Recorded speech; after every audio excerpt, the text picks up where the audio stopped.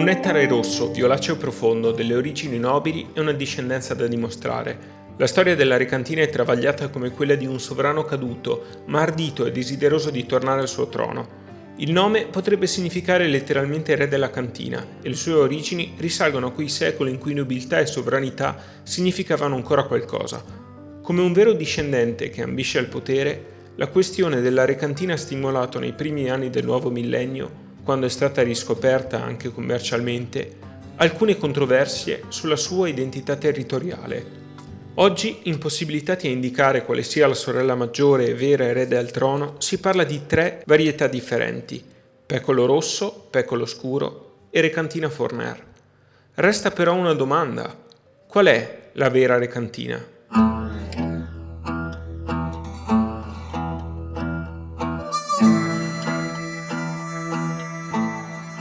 Nel ricostruire questa storia vi sono diverse linee narrative tra enologi, produttori e semplici appassionati che corrono parallele per un tratto, per poi deviare e separarsi in alcuni punti che risultano critici e su cui ancora non si parla con disinvoltura.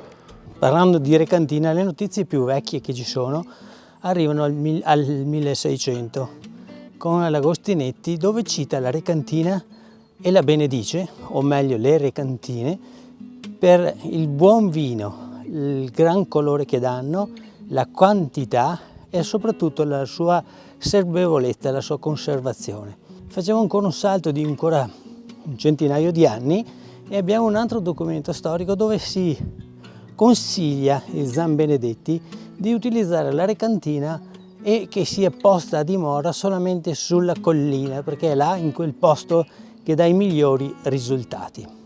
Nel Trevigiano si producevano circa 28.000 ettolitri di Recantina, dei quali 800 circa ad Asolo. Dopodiché basta, non abbiamo più notizie. Dal Novecento in poi questo nome è come se fosse sparito.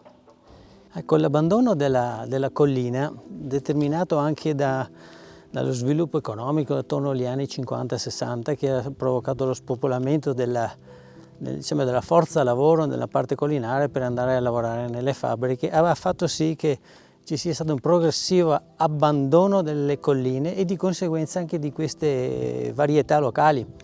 Mentre gran parte dei vigneti si sono trasferiti e rifatti nuovi in pianura e con varietà internazionali che rendevano di più sotto un profilo quantitativo e soprattutto anche sotto un profilo economico. La grande fortuna della viticoltura italiana è che siamo i primi al mondo ad avere una biodiversità enorme, abbiamo circa 2000 vitigni, di quali 500 coltivati, ha fatto sì però che nelle nostre colline anche queste varietà sono rimaste come localizzate e focalizzate nel cuore delle persone e si sono fatte carico di mantenerle. È stato questo, un certo senso di amore verso queste varietà che ha fatto sì che l'Italia sia il primo paese al mondo ricco di biodiversità in fatto di viticoltura. Franco Della Rosa aveva iniziato a studiare le varietà minori delle vigne native quando ancora frequentava l'Istituto Cerletti di Conegliano. Un suo professore le aveva canzonato dicendogli che ad Asolo si innestava Clinto su Clinto e lui se l'era legata al dito. Suo padre cantava nel coro assieme a un certo Mario Pandolfo, che aveva ereditato dal suocero un vigneto antichissimo ai piedi della collina di San Martino, ma sul territorio comunale di Maser. Il padre di Dalla Rosa non era molto bravo a cantare, ma trovava delizioso quel vino rosso che Pandolfo condivideva con lui.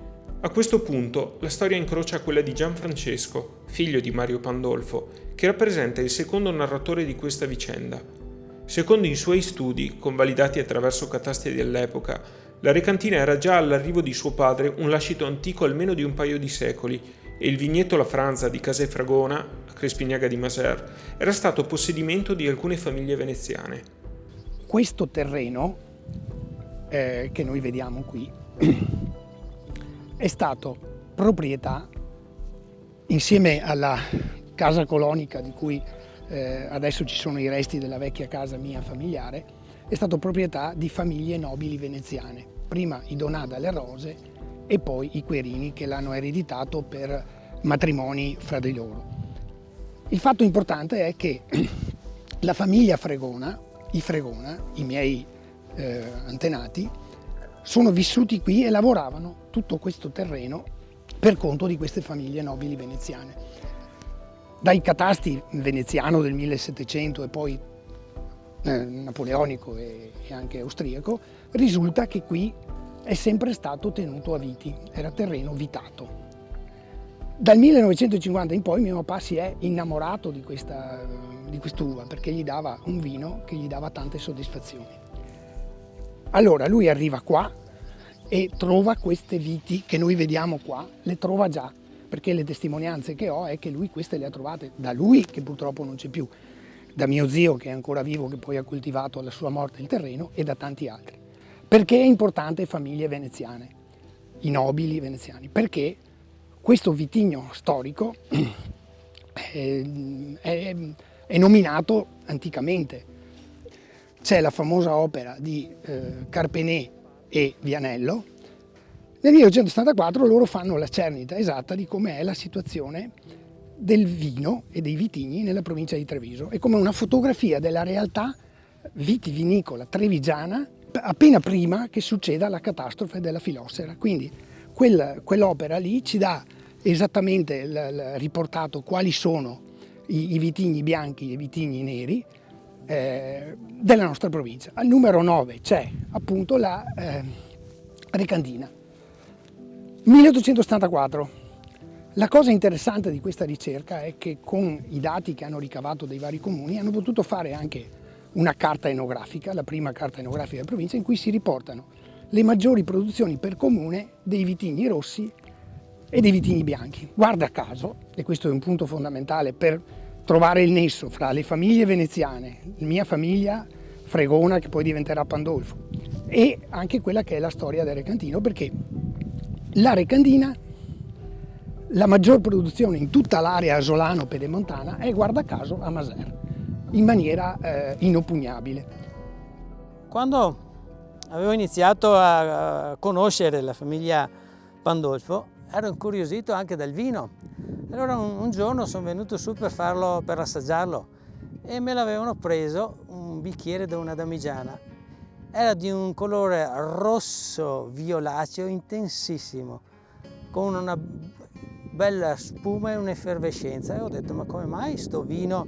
Ed era un vino dolce. Sono rimasto sorpreso proprio perché in queste località dove le viti sono magre come terreno, la quantità azotata all'interno dell'acido non permette la completa maturazione, la completa fermentazione dell'uva, e il vino rimane dolce.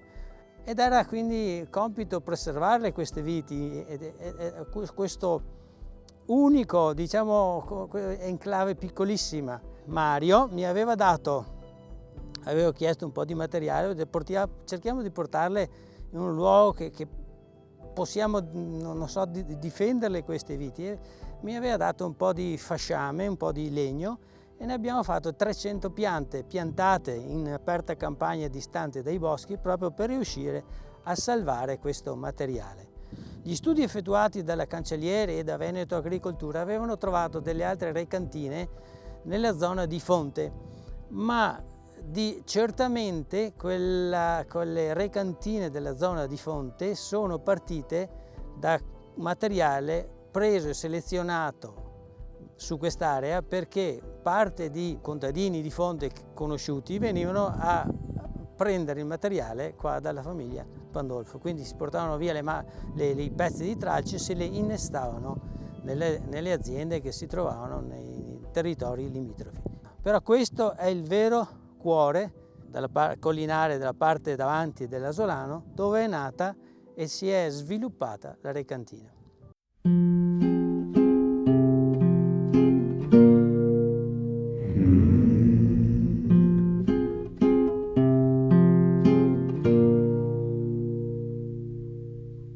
Nel frattempo, a Castelcucco, la famiglia Formerra aveva portato avanti lo studio di una propria varietà di Recantina, oggi riconosciuta con il loro nome, e aveva iniziato a commercializzarla.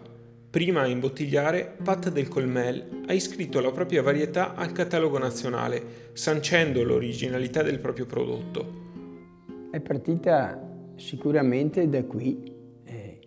anche perché noi avevamo già un po' di produzione e all'inizio io, siccome sono cocciuto, ho capito che è un vino da non perdere, a parte tutto quello che c'è stato prima.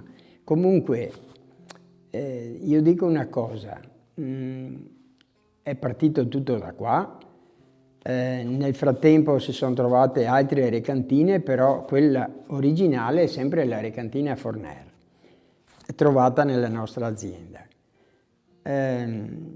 All'inizio sicuramente ho avuto anche tante critiche perché a suo tempo allora andava di moda i vitigni internazionali, il Merlot, il Cabernet.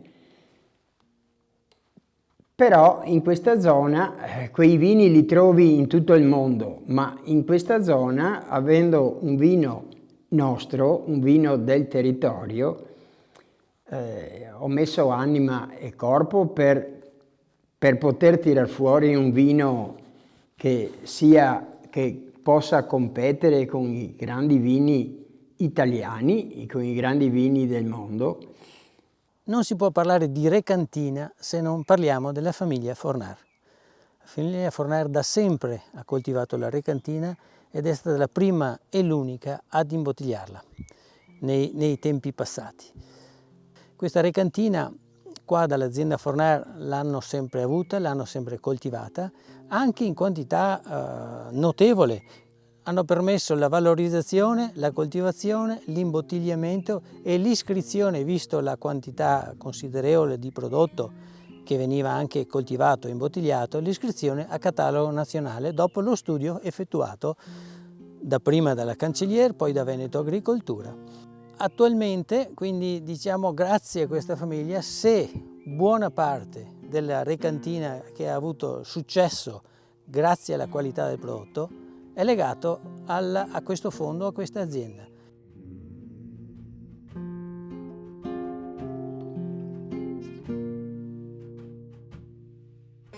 Adesso vediamo un po' quali sono state le cause che hanno determinato il rilancio di questo vitigno. Sono essenzialmente due. La prima è stato un discorso di qualità, perché la recantina messa in condizioni ideali di alta collina, di terreni diciamo di conglomerato calcareo, dà origine a dei grandissimi vini, sia di struttura che di colore. E la seconda perché di questo vino che bisognava farne parlare, perché non era conosciuto, non era addirittura neanche iscritto al catasto nazionale. E allora il primo passo era quello di studiarlo. Lo studio di questo vitigno, perché non fosse un sinonimo di qualcos'altro, è stato fatto da Veneto Agricoltura, dal dottor Stefano Soligo e collaboratori, e soprattutto e in gran parte dalla dottoressa Severina Cancelliere. Ma il problema era trasmettere questa scoperta, questa varietà riscoperta, e farla conoscere al pubblico. E in questo diciamo che mi prendo una parte di merito, nel senso che quando questa recantina stava per scomparire sono andato dai signori Pandolfo e mi sono fatto dare un po' di materiale per portarlo e moltiplicarlo in una zona diciamo un po' più protetta e più controllata, e abbiamo fatto le prime 300 piante. Dopo da queste 300 piante, dopo una decina d'anni, abbiamo fatto un progetto che è stato quello che vi spiegherò adesso, ed era quello di farlo conoscere a molta gente, all'opinione pubblica. E ho incontrato questo imprenditore, questo filantropo che è innamorato del posto, voleva ripristinare questo colle, che si chiama il Colle di San Martino, e un compendio anche boscato di circa 17 ettari, voleva farli rivivere perché erano stati in stato di abbandono da molti anni, erano cresciuti rovi da tutte le parti, voleva farlo rivivere e riproporlo come poteva essere una cartolina nei primi Novecento o anche dell'Ottocento. con l'alternanza di coltivazioni vitate, maritate spesso e volentieri ad alberi del frutto, soprattutto la coltivazione dei ciliegi nella nostra zona, dei meli e dei peri. Cosa abbiamo scelto per rilanciare questo progetto di biodiversità? Abbiamo scelto di piantare la recantina e l'abbiamo fatto su questo colle, e da qua ha preso il nome anche l'azienda Recantina.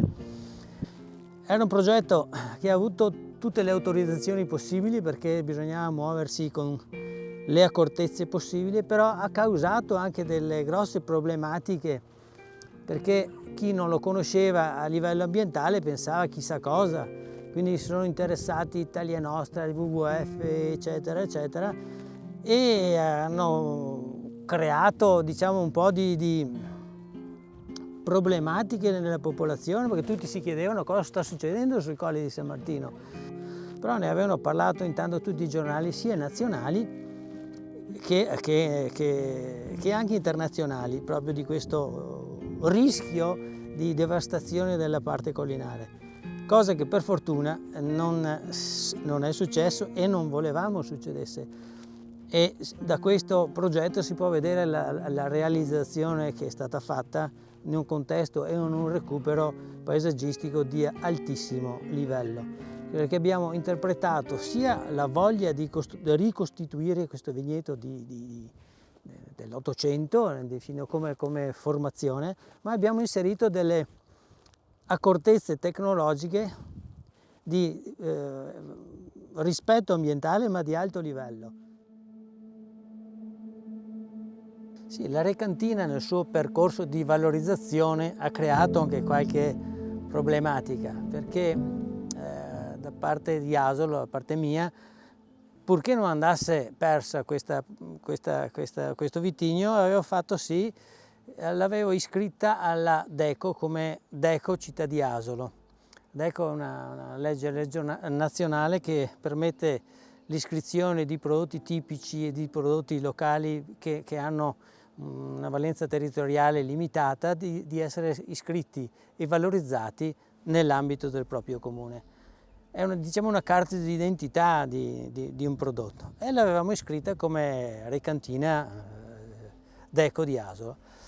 Quando abbiamo dato notizie ai giornali, i nostri vicini, Castelcucco si è molto risentito e ha fatto un po' di guerra a questo, perché rivendicavano che la recantina era loro, nata a Castelcucco, e le aziende la coltivavano là.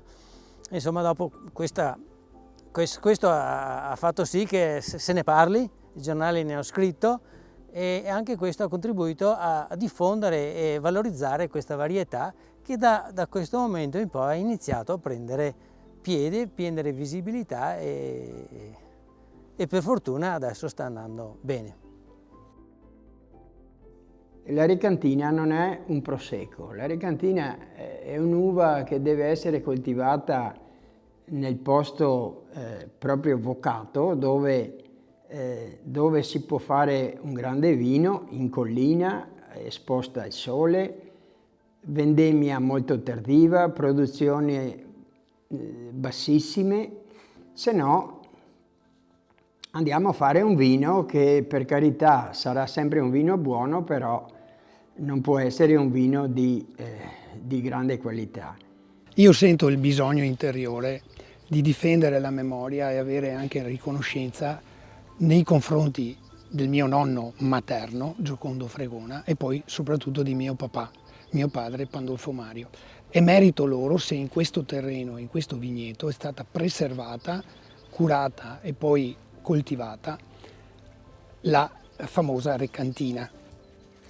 Diciamo che io sono partito nel 2016 a iniziare a fare delle piccole vinificazioni con l'uva recantina, e in diverse zone, sul Montello, qui sui Colli Asolani, a Asolo, qui di lassù c'è una collina che adesso qui non si vede bene, dove sono state piantate nel 2008 delle piante di recantina e recaldina, che è proprio questa che adesso andiamo a vedere.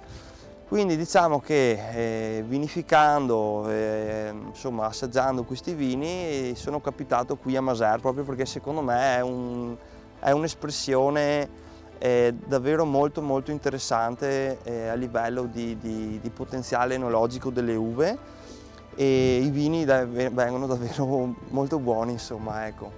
E qui abbiamo un po' tutto il vigneto, qui abbiamo piantato rupestri e l'abbiamo innestato a mano con un innesto appunto a gemma.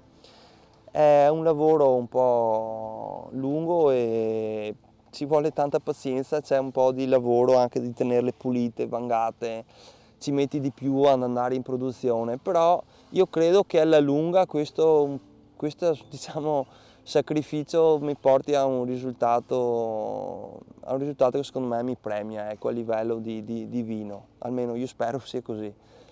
Qual è la vera recantina? Qual era il dubbio che si ponevano anche nel 600 in quanto le chiamavano recantine, le recantine? Probabilmente erano un insieme di viti che avevano caratteristiche diverse, ma nel dare un vino era molto simile di colore e anche di qualità. Effettivamente nessuno può dare una risposta chiara e esauriente. Per adesso sono state catalogate così. Di bello c'è che da una varietà che sembrava persa, se non altro abbiamo recuperato 3 varietà che sono tutte e 3 buone, tutte e 3 valide e contribuiranno sicuramente ad allietare il palato dei degustatori e dei consumatori, ma anche ad aumentare quel valore di biodiversità che altrimenti sarebbe andato perso.